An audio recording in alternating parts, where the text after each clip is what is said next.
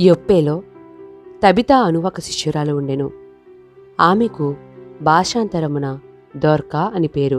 దోర్కా అనగా లేడీ అని అర్థము. ఆమె సత్క్రియలను ధర్మకార్యములను బహుగా చేసియుండెను. ఆ దినముల యందామె కాయిలపడి చనిపోగా వారు శవమును కడిగి మేడగదిలో పరుండబెట్టిరి. లొద్ద యొప్పేకు దగ్గరగా ఉండుట చేత పేతురు అక్కడ ఉన్నాడని శిష్యులు విని అతడు తడవు చేయక తమ యొద్దకు రావాలనని వేడుకొనుటకు 2 మనుష్యులను అతని యొద్దకు పంపిరి.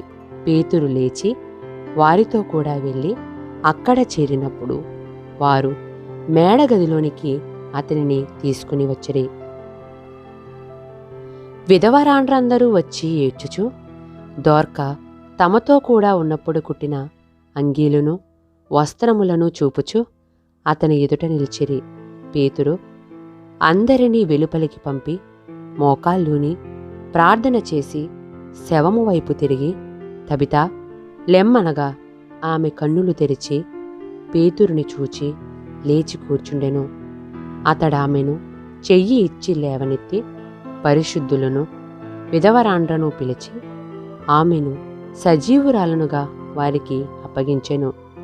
ఇది యొప్పే యందంతటా తెలిసినప్పుడు అనేకులు ప్రభువునందు విశ్వాసముంచిరి. పేతురు